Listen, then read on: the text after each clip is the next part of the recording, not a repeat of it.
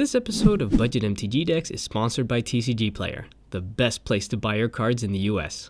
Welcome to Budget MTG Decks. All the cards you see in our videos are $1 or less, with exception of the Commander cards. Also, don't forget to hit the subscribe button and click the bell icon to be notified when a new video comes out. Hi, and welcome to another episode of Budget MTG Decks. I'm David, and today we're going to be looking at another fun and effective commander you can build without breaking the bank. And today we have a sweet clone commander in the form of Riku of 2 Reflections. Riku costs 2, a blue, a red, and a green, so for 5 mana we get a 2/2 legendary human wizard with 2 amazing abilities. Whenever we cast an instant or sorcery, we can create a copy of that instant or sorcery by paying blue and red. But if we have a non-token creature enter the battlefield under our control, we can pay a blue and a green and create a token that's a copy of that creature entering the battlefield. So what's really cool is this commander is going to allow us to make copies of pretty much everything, and that is going to be super powerful. The strategy of this deck is going to be to ramp and ramp again. You may think, oh, it's just 2 mana extra, but Riku is super mana hungry, so we want all the mana.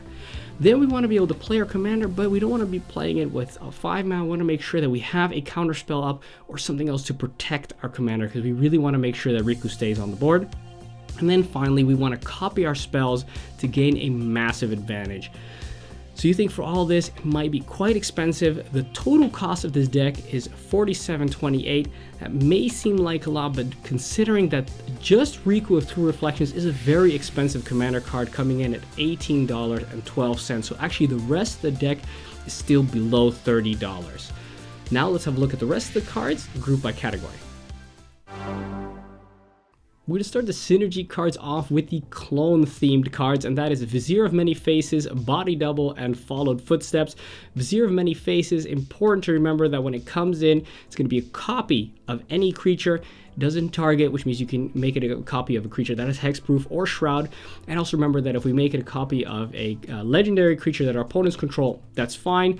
But if we make it be a copy of a legendary creature that we control, we can only really control one. So there's no point in, for example, having it be a copy of Riku of 2 Reflections, for example.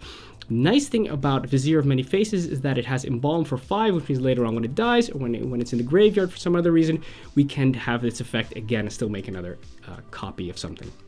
Body Double, essentially the same, but this time is going to make a copy of something that's in anybody's graveyard, which is really nice. So if other people are playing really cool stuff, we can have it be a copy of that.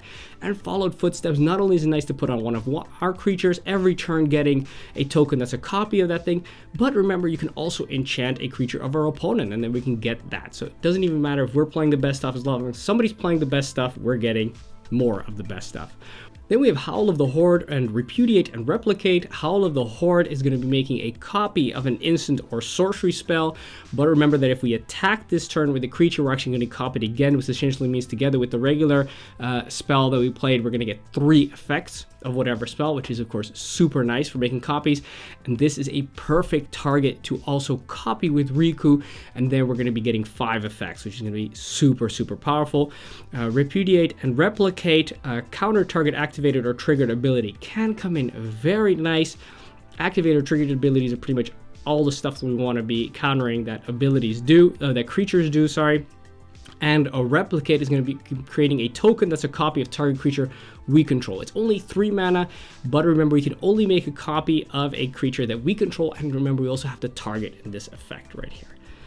Then we have Mirror Match and Swarm Intelligence. Mirror Match is a 6 mana enchantment, but it states that whenever a non-token creature enters the battlefield under our control, remember we can already make a copy of that creature with Riku, but then with this enchantment on the battlefield, we're also going to be flipping a coin, and we're going to be flipping until we lose. And for every time we won, we're going to be creating a copy of that creature in the form of a token. But they only stick around till the end of the turn, because then we have to exile them. But it doesn't matter. Usually a lot of good stuff that we're playing is going to have enter the battlefield effects. So that's usually the most value that we're going to be getting for that. And Swarm Intelligence costs a hefty 7 mana, but this enchantment states that whenever you cast an instant or sorcery spell, we're going to copy that spell and choose new target. So essentially it's going to be giving us a free Riku activation every single turn. Actually, not just every single turn, just for every instant or sorcery that we play. That is it for the synergy cards. Let's have a look at the protection cards. We divided the protection cards into those that protect our commander against targeted removal and the counter spells which protect us against pretty much anything we want. To start off, we got Simic Charm and Elgaud Shieldmaid. The Simic Charm allows us to give all our permanents hexproof for 2 mana. And the Elgaud Shieldmaid is going to be able to soul bond either when it's already on the battlefield or when it comes in onto Riku, making sure that both of them have hexproof. What's really cool is, of course, if Riku's already on the battlefield and we play this card, we can, of course, copy it. Then we can have another token copy, which we can save there to soul bond with another creature that might come in to give everybody, all 4 creatures, protection. Then we move on to the counter spells. We got Dispel and Negate. Dispel against the instants. Negate hits any non-creature spell. So essentially, Dispel is going to be protecting us against only the instant targeted removal. And Negate is going to be able to also protect us against board wipes, for example, which come more often in sorcery form. Then we have Counter Spell and Wizard Retort. When our commander's on the battlefield, which is when we're going to be wanting to cast these, they're essentially both of them going to cost 2 because Counterspell costs 2 and Wizard Retort also costs 2 as long as we control a wizard, and of course our commander is a wizard. Then we come to the last of the protection cards, and that is Unsubstantiate for 1 and a blue. It's an instant that allows us to return target spell or creature to its owner's hand. So what's really nice is when our commander's on the battlefield, somebody casts something which we don't want because it's going to kill our commander. We're going to play this, and the nice thing about it is that this is actually one of the counter spells that we can actually copy, because we're going to copy this spell. The first one we're going to use to return the spell that's going to be bothering us back to their hand, and we're going to use the second one to return a creature to its owner's hand, probably something annoying of theirs as well. So it's actually a nice little counter spell that we can actually copy with our commander. That is it for the protection cards. Let's have a look at the control spells. We divided the control spells into those that allow us to deal with creatures, those that allow us to deal with non-creatures, and those that give us board wipes, which kill all the creatures. We'll start with those creature removal spells: Flame Slash, Ground Assault, and Flame Tongue Kavu. Flame Slash, extremely cheap for a single red, 4 damage to target creature. Really nice to be able to copy this for only 3 mana. We're going to be killing 2 things. Ground Assault, also for a measly 2 mana, dealing damage equal to the number of lands you control. That's going to be upwards of 4, 5, 6. It's going to kill anything pretty much it wants to hit, and also a very nice card to double, because it's even still doubling, it only costs 4 mana. And Flame Tongue Kavu for 4 mana. We get a 4/2 body and also dealing 4 damage to target creature. Sure, it's a little bit more expensive, but it also leaves a body which you actually can trade with a lot of stuff.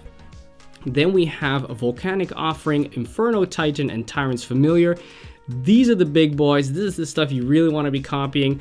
Volcanic Offering is essentially going to be killing 2 things and destroying 2 lands that we don't control. Inferno Titan comes in, deals damage. When it attacks, it deals damage, and it is absolutely beautiful to have 2 of these on the battlefield. And last but not least, Tyrant's Familiar does cost a hefty 7 mana. It's fine to just play it like for 7 mana and just attack on the same turn, dealing 7 damage to a creature our opponent controls. But if we can manage to get 2 of these later on in the game, then the game is over really quickly. Then we have Curse of the Swine and Incubation and Incongruity. Curse of the Swine is going to be allowing us to exile X target creature. So as the more mana we pump into this, the more creatures we're going to be exiling. As soon as you pump at least, as long as you dispels at least 4 mana, so we put X2, it's worth it to just copy it, and then paying just anything. Once you have 6 mana, this thing can exile so much stuff and leaves them with measly boars. Incubation Incongruity. The incubation part allows us to look at 5 cards of the library, reveal a creature card, put it into our hand, and put the rest of the bottom of the library in any order. Wouldn't really go for that one. The reason why this card is in here is for the incongruity part. For a simple 3 mana, exile target creature, and that creature's controller creates a 2/2 green frog token. So a little bit stronger than the Curse of the Swine, the frog that leaves it, but it's going to be exiling one for only 3 mana. Super, super nice. Then we have Sting Scouger, Mana War, and Karn's Temporal Sundering. The Sting Scouger just comes in as a 2/2. We're going to want to copy this. We're going to bounce something back to a creature back to our opponent's hands. The Mana War, also when it comes in, return target creature to its owner's hand. Excellent target to copy as well. And Karn's Temporal Sundering costs 6 mana. Remember, this is a legendary sorcery, which means we do need to have our commander on the battlefield. But if we do, we also want to make sure that we have at least 8 mana, because we will want to copy this. Target player takes an extra turn after this one and return up to 1 target non-land permanent to his owner's hand. We do have to exile this card afterwards. But that means that we're bouncing 2 things, taking 2 turns for 8 mana. That usually ends the game really fast. And then the last one of these non-creature spells, or creature spells, sorry, is Zealous Conscript for 4 and a red. So for 5 mana, it's a 3/3 human warrior with haste, comes in, and we're going to be taking control of a target permanent till the end of turn, untapping it, and it's going to gain haste until the end of the turn. We can take anything we want. We can take a land if we need a land, usually a fat creature that we can attack with people weren't expecting it, but even planeswalkers or a really awesome artifact or enchantment that's bothering you. It's all fair game. Zealous Conscripts, copy this thing for 7 mana, and then you're really doing a lot of stuff.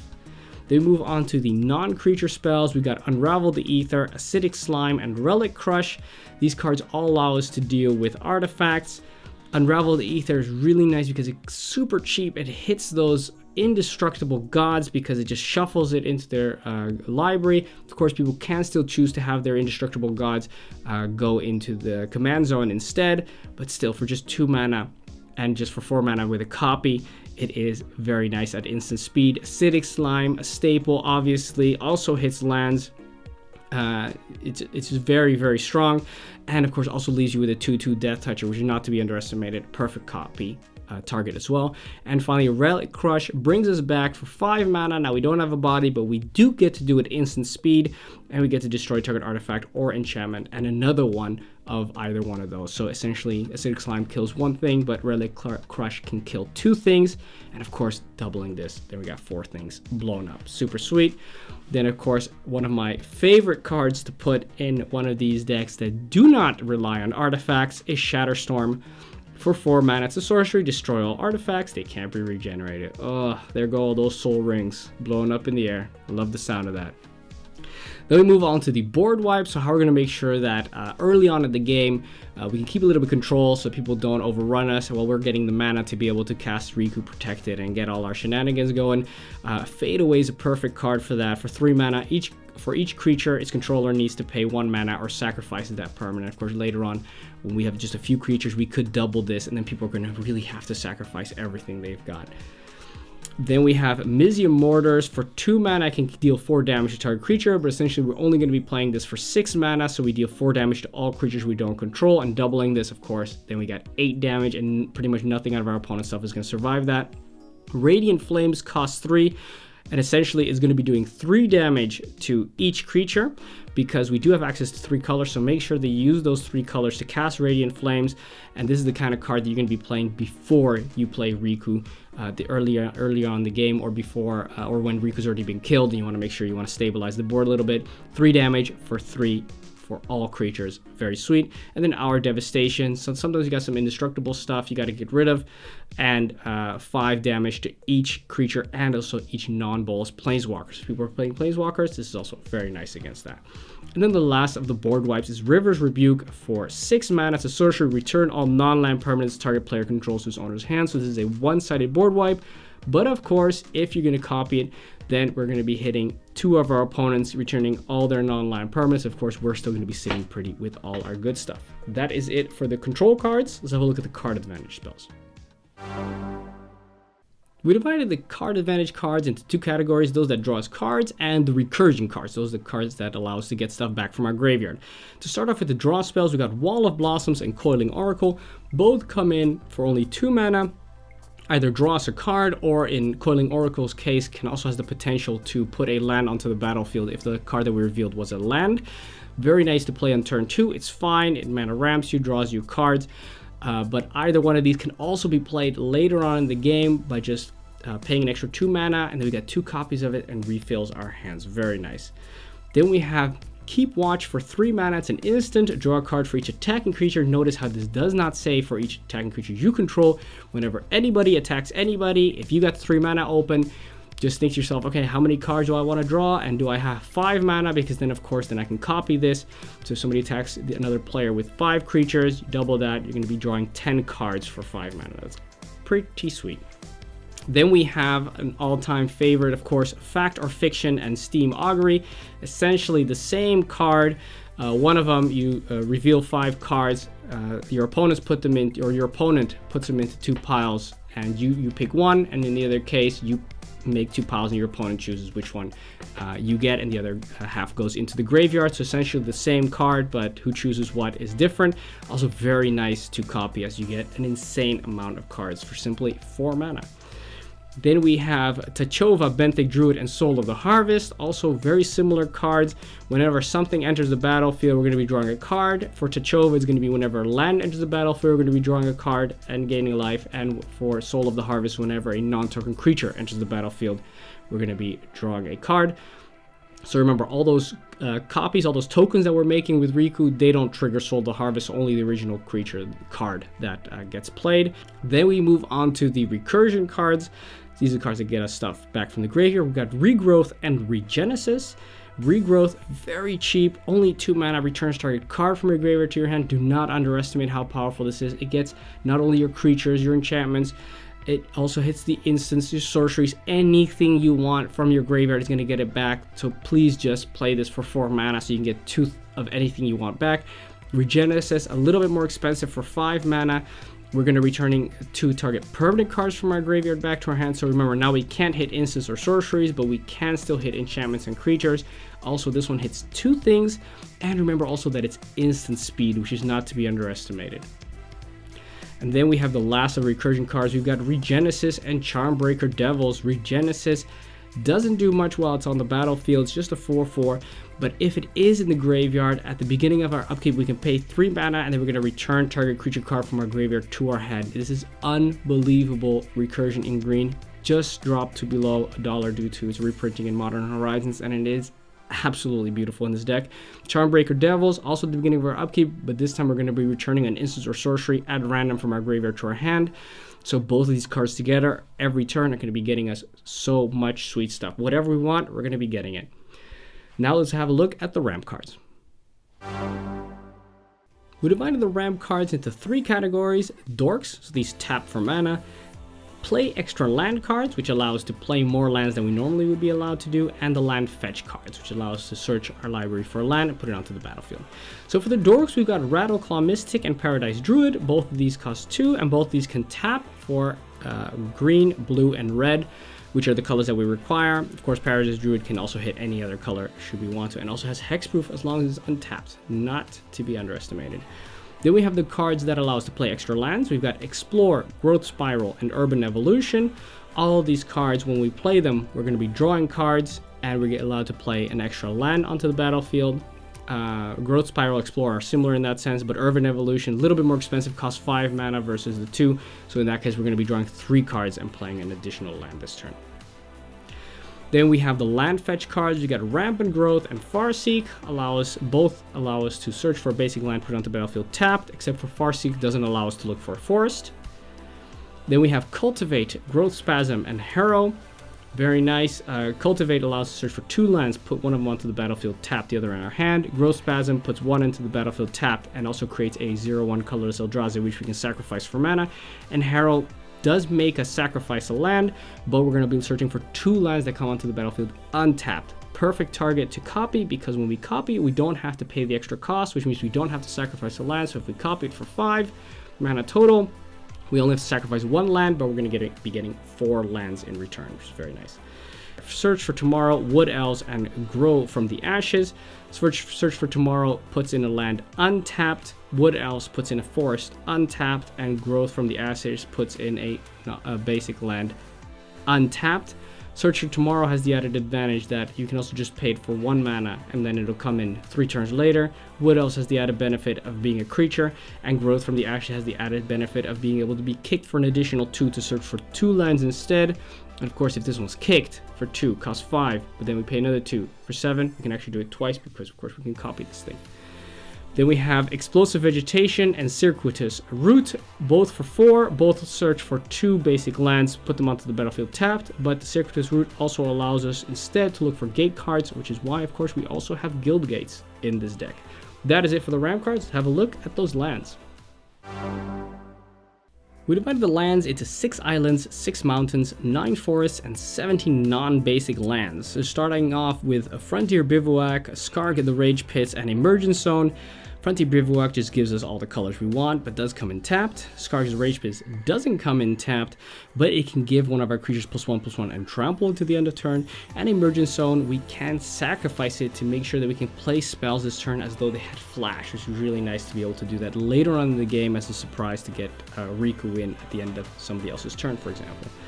Then we have Izzet Guildgate, Gruul Guildgate, and Simic Guildgate. These are the guild gates that give us the colors that we require. It's also nice that we can search them up. And we have Izzet Boilerworks, Gruul Turf, and Simic Growth Chamber do come in tapped, and we do have to bounce one of our lands, which doesn't matter if it's tapped or untapped. So it does give us a little bit of land advantage. Slows us down a little bit as well, but it also color fixes us, which is very nice with these cards. Then we have Vivid Creek, Vivid Crack, and Vivid Grove. Give us all the colors we require, but of course twice in a game, we can actually tap them and remove a charge counter from them to give us mana of any color. Then we have Rupture Spire, Transguild Promenade, and Gatewell Plaza. These cards all come in tapped, and we do also have to pay an additional mana. So actually, we're slowing us down a lot because we also have to pay another. We also have to tap another land to pay for the mana. But after that, for the rest of the game, these things give us mana of any color when they tap, which is super sweet. And then we have Evolving Wilds and Terramorphic Expanse, which we can tap and sacrifice to get us any basic land that we want put onto the battlefield tapped. That is it for the lands. Let's have a look at 2 example starting hands. In the first example, we don't do anything on turn 1. We just play a tapped Frontier Bivouac. Then the second turn, we can play a Growth Spiler, drawing a card and also putting an extra land on the battlefield. Then after that, we can just play Radiant Flames, or we can play Circuitous Route to ramp us even harder. With the Radiant Flames, we make sure if anybody's getting out of control, we just wipe the board. And with Circuitous Route, of course, we're going to be ramping up to make sure that later on we can play our commander, and then afterwards play Inferno Titan, and then copy Inferno Titan to make sure we got 2 Inferno Titans on the battlefield. In our second example, we come in with the Izzet Guildgate, and then we can move on to playing Paradise Druid. Elgaud Shieldmate is the next card we want to be playing, so that when we play our commander, it's going to have hexproof as soon as it comes in. Then bam, we're going to start playing some removal in the form of Flame Tongue Kavu, and when our hand is getting empty, we're going to double Fact or Fiction to make sure that our hand is again nice and full. Now let's have a look at some non-budget upgrades.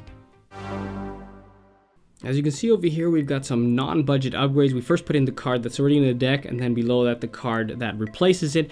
As you can see, most of the cards that we are focusing on replacing are the cards that we had that copied stuff, that extra synergy stuff. You can just get really, really strong versions of that if you just pay a little bit of extra mana. But mostly these are the cards that you want to be picking up as soon as you got a little bit of extra cash to improve this deck. Thank you very much for watching. I'm David, and this was Budget MTG Decks. Find all the cards discussed in this video in the description below. Also, show you're a fan of the channel by rocking this awesome Budget MTG Decks merchandise. This show was made possible by the support of our loyal patrons. Head on over to patreon.com/budgetmtgdecks and donate as little as $1 per month.